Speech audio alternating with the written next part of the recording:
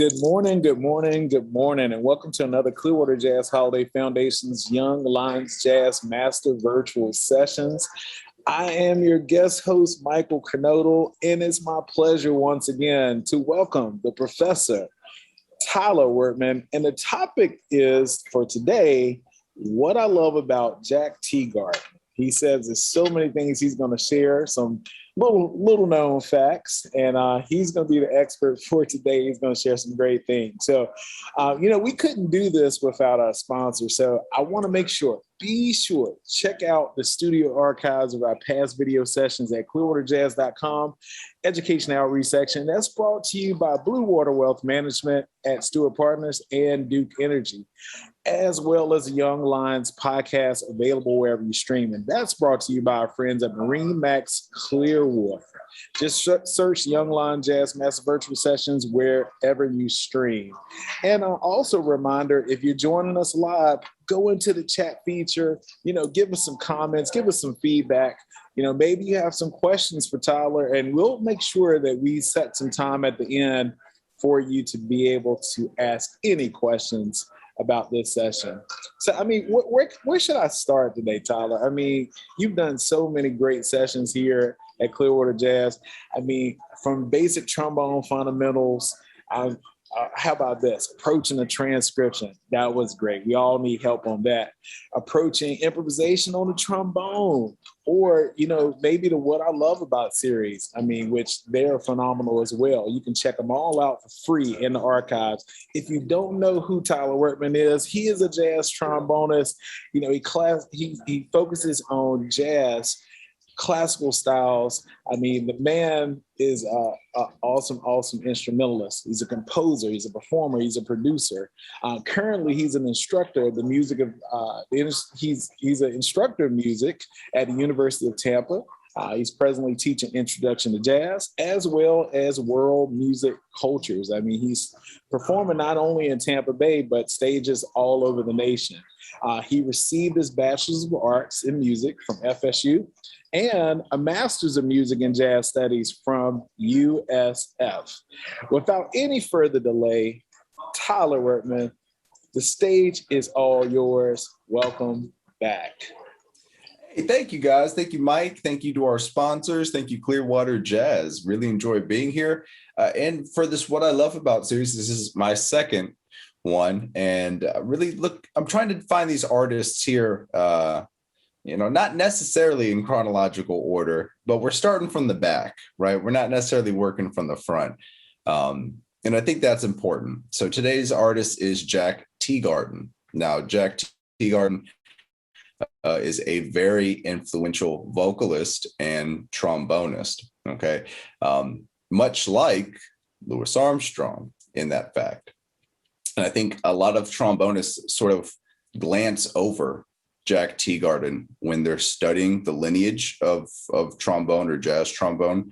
And that is a very dangerous thing to do, because if you skip over an artist, you do not know of that style that they created or have been practicing on. And so if you think you created something, well, you might be fooled because, well, you just didn't do your homework, and you find out that X, Y, and Z have done it before you. So it's just really important to really understand the lineage and the history of your instrument, right? Dating back from before jazz, where we had strictly marching band, secular, non-secular music, etc. So with Jack Teagarden, okay, like I said, he is a vocalist like Louis Armstrong and a great instrumentalist or trombonist and fantastic soloist. So what do those things mean? Well, he's a vocalist, okay? So he can, sing. He understands pitch very well, and he's able to audibly produce those pitches. Now, hopefully you guys have gone and maybe practiced piano, worked on some of the ear training associated with piano. So when you hear a concert B flat, for instance, you can associate that note with a certain pitch. What's the same thing for singing, right? And even more heightened in that sense. And because he's a singer, that pitch recall, okay, is even clearer and more concise, which makes his playing very, very clean. Okay, like I said, he was a fantastic instrumentalist and trombonist. And then I said he was a fantastic soloist. Okay, those two things are not combined. He has fantastic range on the trombone, as well as a clear articulation in which he implements a lot of vocal,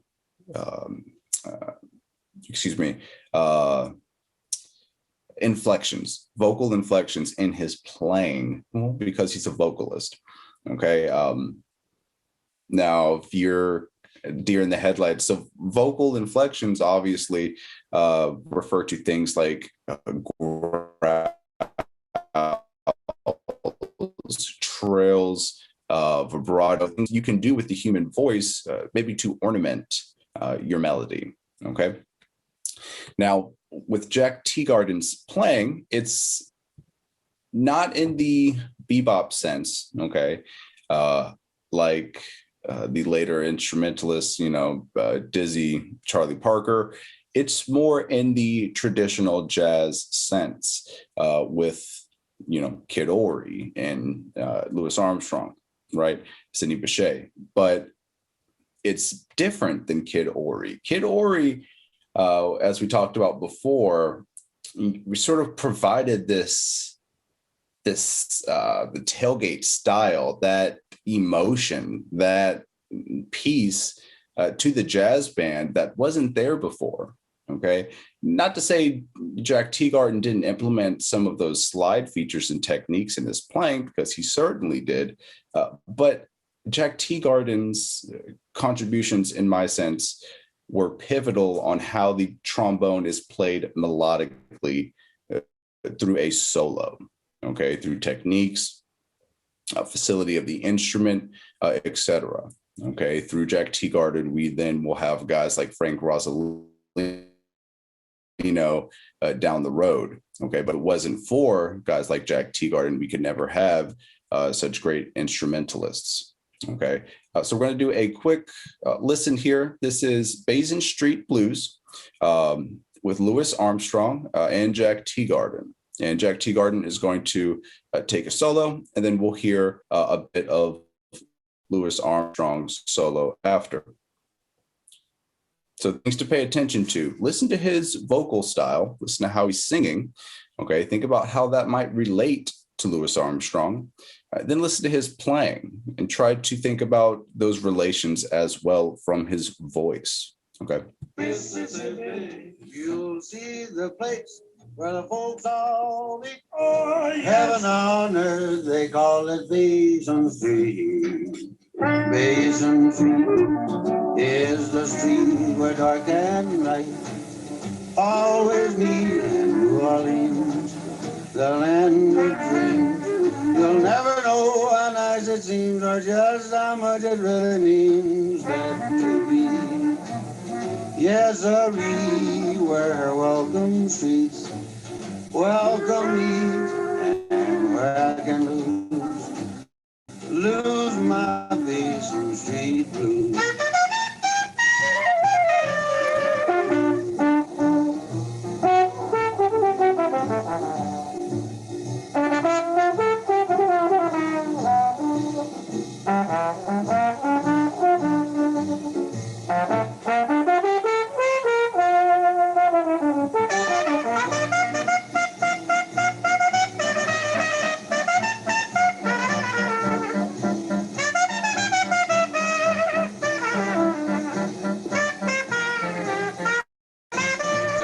You came with me.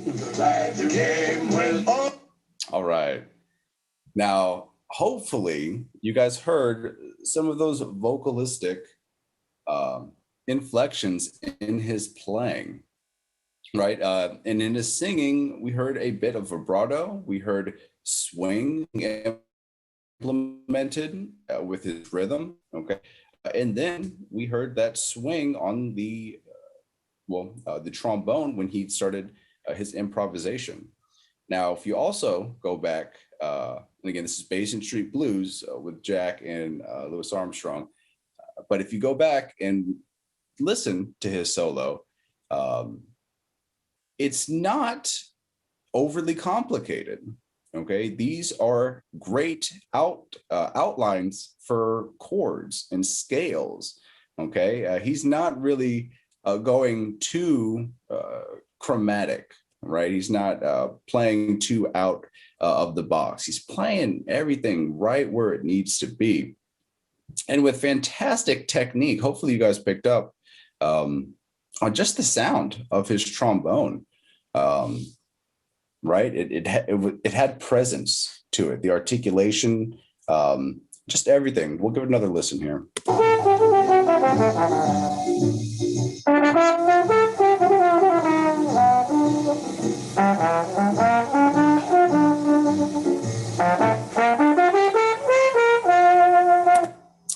So due to the recording, it's actually in B flat, but it sounds audibly like it's in B. But here we can hear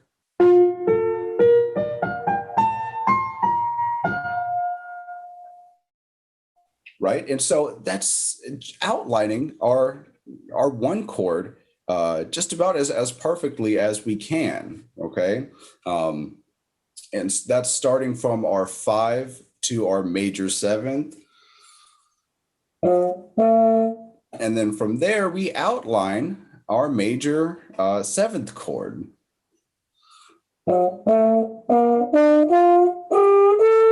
While going through to the 6th. So that's very important. Right? And then once we hit that major 7th, it's 2, 1, back to our 5. Then he plays some other stuff. He kind of resolves back to the 5 again, but he outlines our root chord.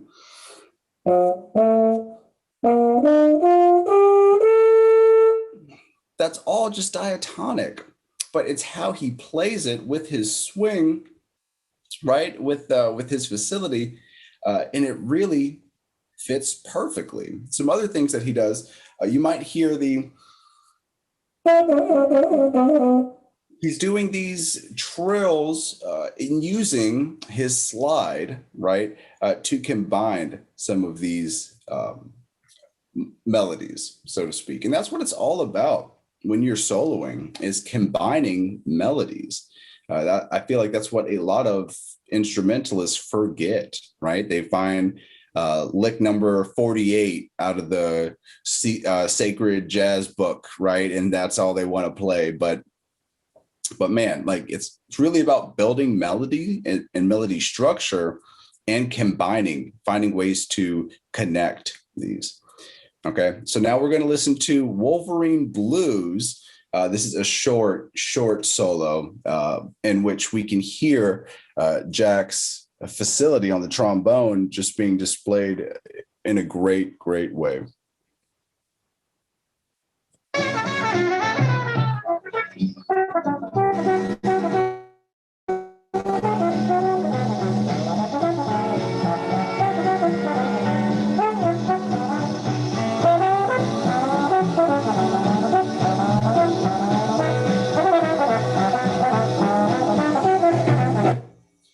So man, he's all over the place. I apologize for the low audio. Let me go back and just play it one more time. It's a short example.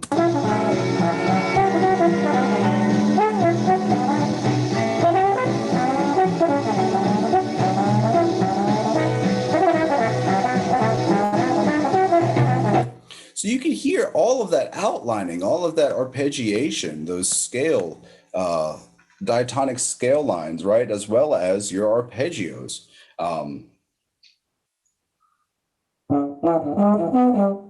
He's outlining different chords with inversions, okay? Implying that he has spent the time and practiced all of these chords that are coming up, these possible harmonic pathways, right? He's all over it. And not only playing those things effortlessly on the trombone, but he has a fantastic sound. While doing so, he's able to, sort of like Louis Armstrong, approach the upper register and still have a fantastic articulation. Just like the last example.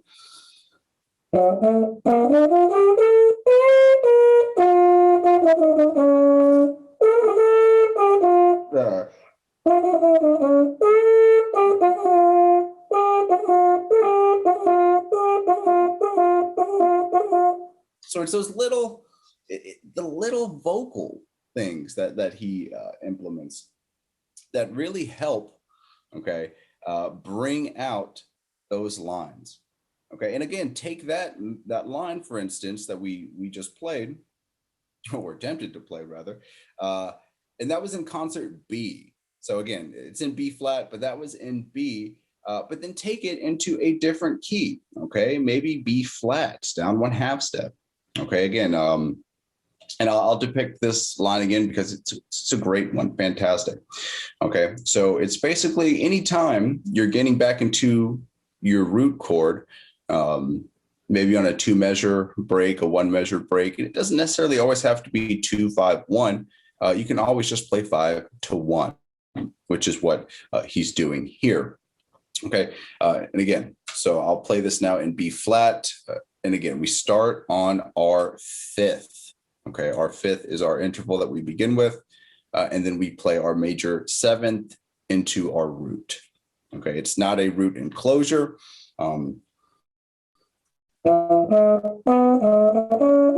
You could do that, but that's not what he's playing. He's playing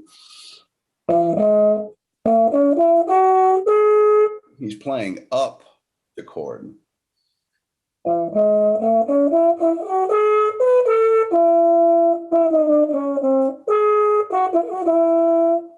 Okay, so that's in B flat. I'll play one more time.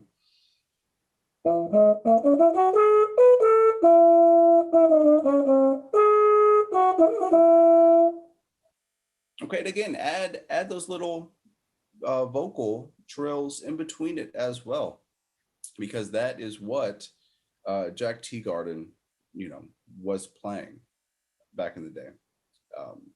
And it's a fantastic sound to listen to, right? His presence on the trombone, his vocal styles, the way he swings, okay? All of those things are things we can take away as instrumentalists and apply them to our own style, maybe your own arrangements if you're a composer, okay? Having that sense of what or multiple trombones from a traditional jazz era sounds like is going to be beneficial for your writing, for your knowledge, and for your playing. Hey, Mike, did you learn something about Jack Teagarden today?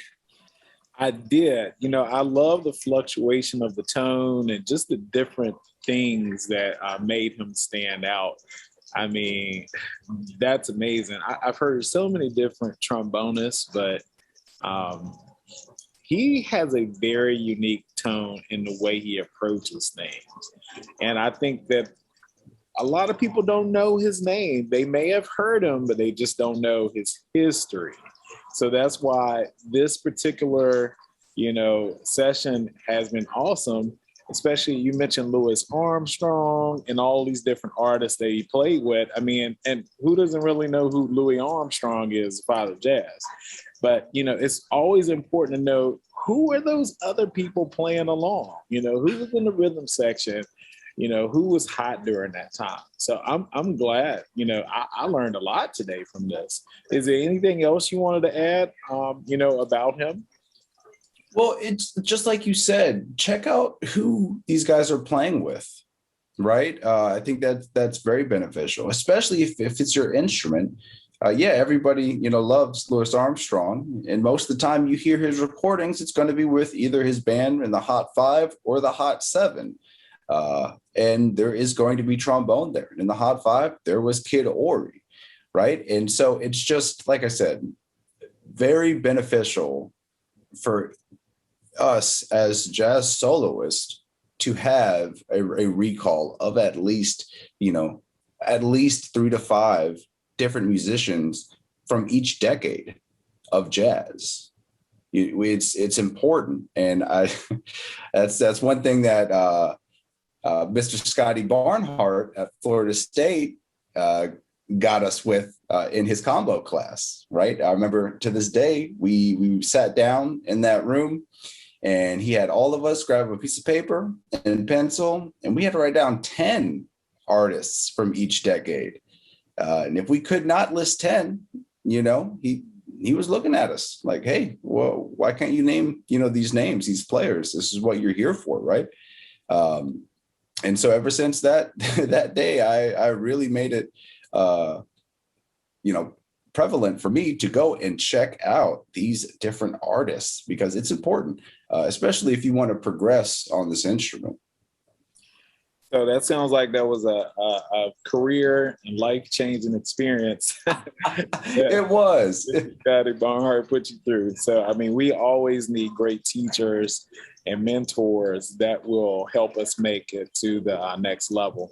But I want to recommend everybody, please, please, please go out, share the awesome things that you are hearing here at Clearwater Jazz. And the best of all, it's free. Free. Where can you get this type of content for free? Well, go to our website, clearwaterjazz.com/education. Check out all the past archives, and maybe you might have a suggestion for a future topic. We would love to hear back from you on that. So email us at info@clearwaterjazz.com. We'd love to hear from you, and maybe your topic will be chosen for the next one. So without further ado, I think we've heard something great today. Thank you so much, Tyler Wertman, for directing us today. And I just want to recommend that everybody keep swinging until the next one. Take care. Have a good day.